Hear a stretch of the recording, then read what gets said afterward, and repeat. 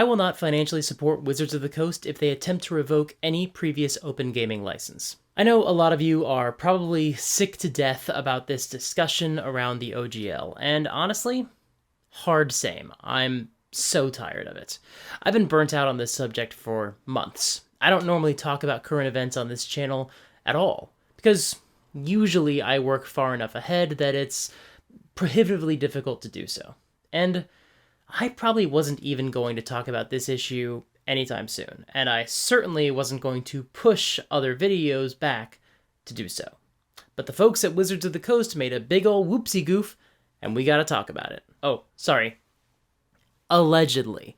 This is being reported by multiple reputable sources, but at the time of filming, Wizards of the Coast hasn't commented yet, so technically I have to say that these are accusations and unconfirmed reports. For legal reasons, this video is pure speculation, and we don't know if any of this is real. For those who don't know, the publishers of D&D, Wizards of the Coast, are currently preparing to release a new edition of D&D next year, and there's been a growing concern that they would use that opportunity to not just release a more restrictive OGL, which they have said they'll do, but more on that in a minute, but to actually revoke the old one. And for months, I've been in the camp of people saying, no, actually, this probably isn't going to be a big deal. But I was wrong. It's bad. It's real bad. The OGL is the Open Gaming License, and it's what allows third parties to publish materials for D&D. This goes for everyone from the folks at Critical Role and MCDM to YouTubers who put fun little D&D compatible PDFs on their Patreon. The entire reason Pathfinder exists, for example, is because it's based on the OGL for 3rd edition. Wizards of the Coast is still credited in the copyright for Pathfinder 2. They're just as much a part of this as anybody publishing for 5th edition. Now, we've seen what they want to do with their new OGL per a release they put out, and it's not awesome. They want you to tell them in advance what you plan to create. They want you to report your income if you make more than $50,000 per year from your products. How that's supposed to work for folks like me who distribute things through their Patreon where they have other non-D&D PDF content available, I don't know. That would have to be figured out. And they want creators who make $750,000 annually to pay a royalty to Wizards of the Coast. And a lot of us saw this and went, okay, that sucks. But the royalty won't impact too many people, it won't be that bad. And besides, if the terms aren't great, it's not like they can revoke the old OGL. We'll keep publishing for 5th edition if we have to. After all, that's what happened when 4th edition launched. That's why Pathfinder exists. And then we heard that Wizards of the Coast was taking meetings with the higher level creators and asking them to sign NDAs as part of their meetings. Okay, so they're starting some one-on-one negotiations. It's interesting. Doesn't necessarily mean anything. But last week, a few outlets, including Gizmodo and Roll for Combat, have received a leaked draft of the new OGL. Allegedly. And boy, oh boy, it's a doozy. First, that royalty is 25%. It goes down to 20% for folks who've crowdfunded their project through Kickstarter, and Kickstarter has confirmed via Twitter that they negotiated a better price for their users. Now, that royalty is only a percentage of every dollar after $750,000, but ultimately, this would still lead to layoffs at these RPG companies. These Kickstarters don't make that much because they're buying Priuses for their copy editors. They make this much because that's how much it costs to make the number of books that people want to buy, and to pay people for their work. Here's a little exercise. Go to work, ask your boss what would happen if you had to start paying 20 to 25% of their, let's say their profits, to another company, and ask how many people at your company would lose their jobs. Oh, and for those of us who don't make that much money, well, that's actually not an issue for Wizards, because they can change that number. Imagine a scenario where a creator runs a Kickstarter for, let's say, $10,000, and then they make $50,000. Very respectable, but those profits are going to go into costs for printing and shipping the product. And then Wizards of the Coast sees that and they decide, hey, we'd like a cut of that. If they've established that they can revoke old open gaming licenses, which is what they're trying to do now, they're trying to establish that with this one, then they can drop that $750,000 threshold whenever they want to whatever they want, with only 30 days notice before it would actually take effect. They could make that threshold $10,000 at the drop of a hat. Hell, they could make it $10. Could we stop them? No, because we would have already agreed to the terms of this new OGL when we start publishing and using it. Mid-range creators could go from a successful Kickstarter with a little bit of buffer for extra shipping costs to a Kickstarter that exceeded its goal but actively lost the creator money. And even for those of us who don't make nearly enough to be on their radar financially, they've still turned this into a worse version of the DM's Guild.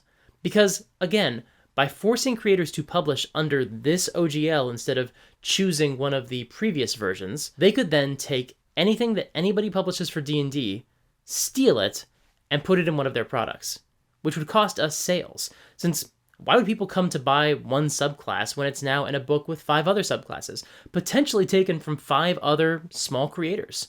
Or, since we have to report to them what we're planning to create in advance under this new OGL, they could just tell us, no, you can't print that, because in their minds it's too close to something that they're planning to create but haven't even announced yet, something that wouldn't come out for 2 or 3 years, and may not even have the same design or tone or style, may not be similar at all. The reason third-party products find so much success is because they're publishing the stuff Wizards isn't, either because they didn't think of it, or they haven't gotten to it yet, or it just doesn't mesh with their plans. Why would we want to give that company more control of what everybody else can create?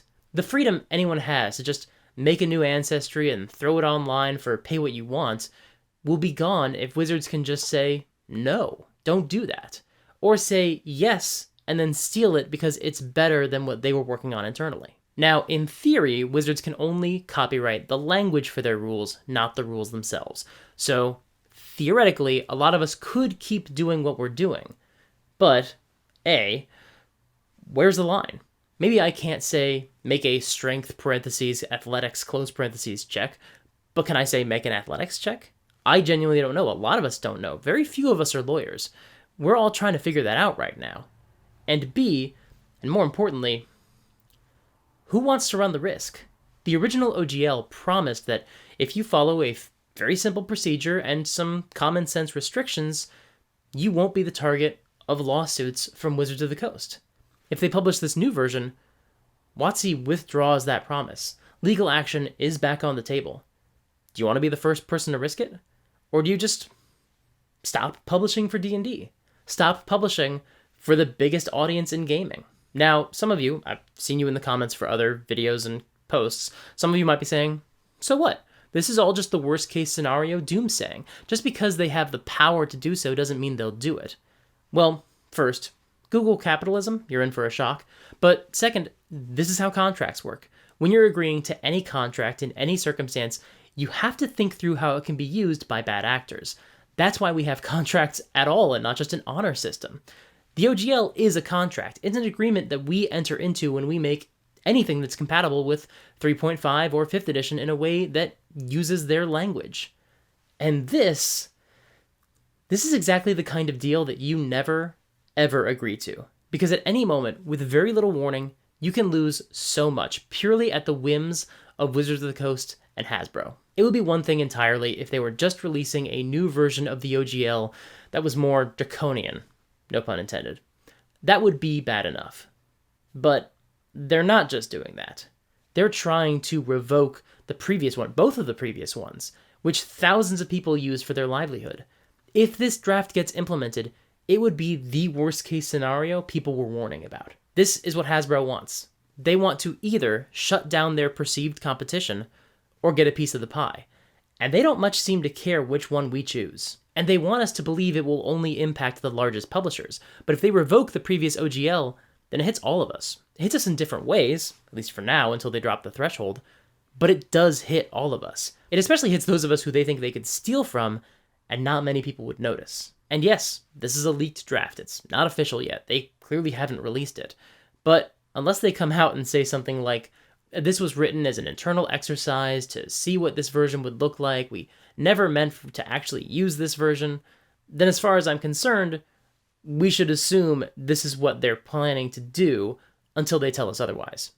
And honestly, that's probably what they're going to say. This was an internal document, not something we planned to use. And when they do say that, remember that this would be a lie. Because this wasn't an internal document. It was leaked, allegedly, by somebody outside of Wizards of the Coast. So that seems to mean that it was given to somebody. Probably one of the people who was brought into a meeting with them to talk about these terms. Although, we don't really know that for sure. It also could have been leaked by Hasbro to gauge the reaction. I've seen that theory, and I think it is totally possible. But the folks at Kickstarter have confirmed these terms, at least when it comes to their platform. So this draft reflects the results of their negotiations with Kickstarter. This specific version might still be internal as they work out the other details with the other people they're in negotiations with, but A, probably not. Again, the source is apparently someone outside of Wizards of the Coast, and B, this is the final result of their negotiations with Kickstarter. So it's somewhat finalized. Maybe the negotiations with other major creators and platforms and publishers are still ongoing, and that's why it hasn't been released yet. That does seem extremely likely. But this version is, at the very least, a going concern. These terms and practices are on the table now. It's like we all looked up and saw the sword of Damocles above us. At any point, it can drop, and it will cause a lot of damage to a lot of people. We know that they can do this, and more importantly, we now know that they know they can do this. Or, well, they think they can do this. Because here's the thing. The legality of whether or not they can successfully withdraw either of the previous OGLs is being debated by people with extremely impressive degrees. I've seen some compelling arguments in both conclusions, and if this draft does go live, then any publisher who, for example, hasn't fulfilled their 5e compatible Kickstarter is going to need to figure out where they stand, and that very well could wind up being decided in the courts. And I can't do anything about any of that. I'm not a lawyer, I'm not an expert, I'm just a guy. But I am a guy with an audience. And luckily for us, they're trying to do this at the worst possible time. Spelljammer's final product was a mess, and its release overshadowed the book people actually enjoyed, Journeys Through the Radiant Citadel. That wasn't an especially good look. They have a movie coming out in less than 3 months. They are actively developing a new virtual tabletop. And they're currently collecting feedback for the next edition of the game. Oops! As of filming this, the current playtest for OneD&D is open on the D&D Beyond website, where it's supposed to remain open until January 20th. If they close it early, before this video goes up, you can probably guess what happened. But if it is still open, let's use this opportunity to give them what they want. Let's give them our feedback. If you have a D&D Beyond account, sign into the playtest and rate everything however the spirit moves you. And under the comments, just write this. This is all you need to say.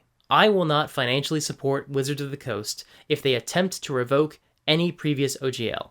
Hashtag OpenD&D. That's all we need to say. We don't need to swear or call out any specific designers or executives or individuals at the company, and definitely don't threaten anybody. And also remember, the folks reading this survey are almost certainly not the ones who made this OGL.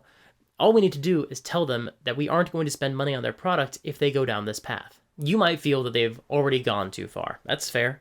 This has left a pretty bad taste in my mouth too. But I don't think we make progress by saying, I'm done. I think a better form of protest is to say, I'm done if you do this. Give them an ultimatum. Put them in the hot seat. Let them be the ones who have to agree to our terms. That would be a nice change of pace. Now, it's possible they'll walk this back and try to make it seem like they're the good guys because they got rid of the bad OGL. And honestly, fine, who cares? I'll take an everybody wins scenario over a nobody wins scenario any day of the week, even if it means they try to pretend they didn't do this or try to do this. It would absolutely change my perception of them, but honestly, not much more than they already did by writing this document in the first place.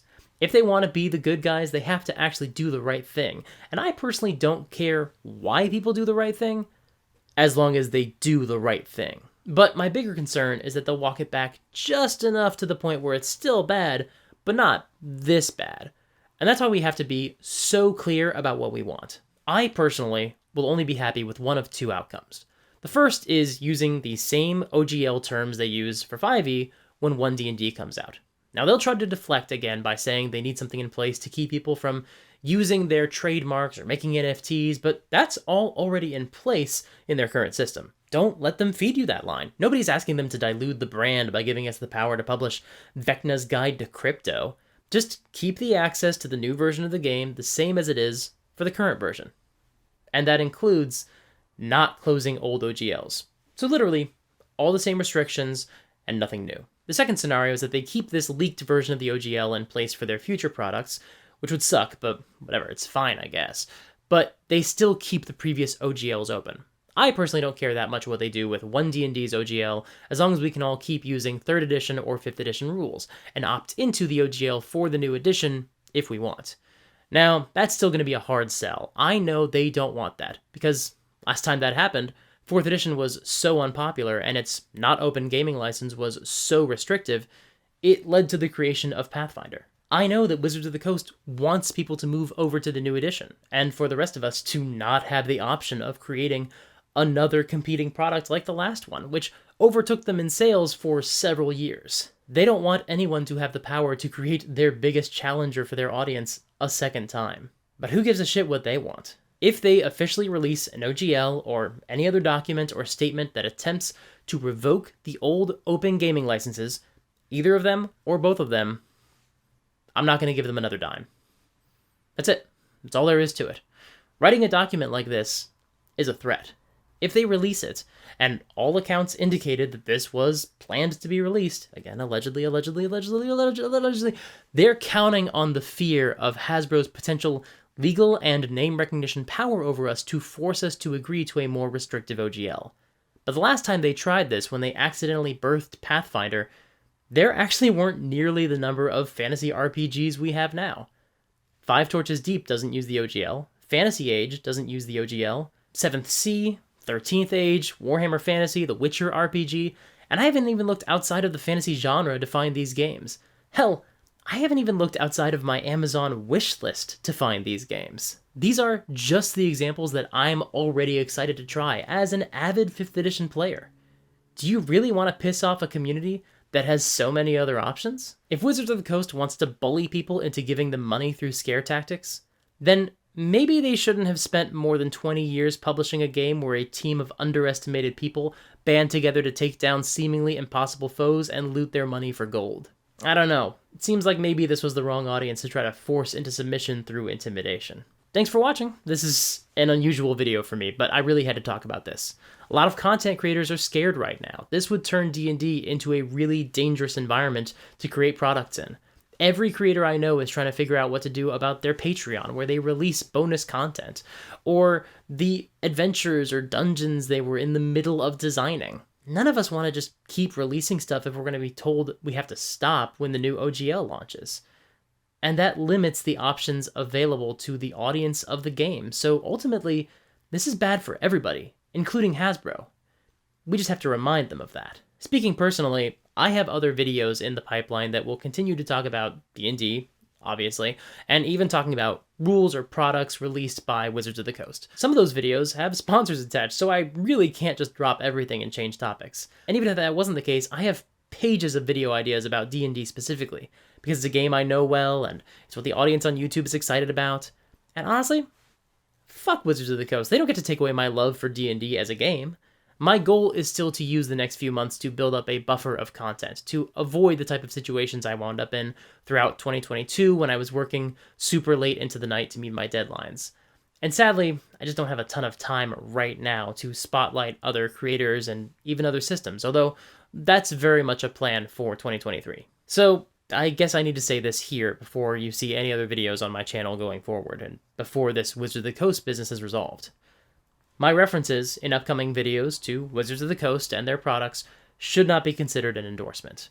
If you don't have a product that I mention in a video, I don't know if you should buy it from them right now. Put a link to your favorite third-party provider in the comments for D&D or for any other system. Share some love with content creators who might be trying new things, and be patient with us as we try to figure out what this actually means for our channels and our content. I'll probably keep publishing D&D content on my Patreon just as I have been, because, you know what? To hell with them. Let's let them tell me I have to stop because they're opening themselves up to a PR disaster by screwing over the entire community with a new OGL.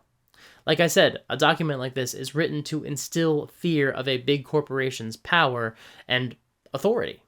But knowing that they want to do this isn't a good enough reason for me to stop pursuing my passion for design and creativity. I mean, there actually won't be a new Patreon document this month, but that was already true. I got really burnt out in December by putting out 4 Critical Role videos in 4 days, and then my wife got COVID, so it's been a hell of a ride.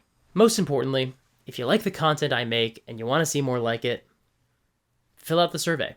Tell them that this OGL is not going to fly. Right now, that's so much more important than any of the stuff I normally say in my call to action. We've got to tell them what we expect from them. We deserve better than this OGL. Again, allegedly. See, I said allegedly at the end, so they can't touch me, maybe. Thanks for watching, and until next time, play fair. Hasbro, you dicks. That was my only insult. I know it's not helpful or productive, I had to get something off my chest. But to the rest of you, it's still our game, and everybody should be able to enjoy it, regardless of the corporate overlords. So thank you for watching. Play fair, and have fun.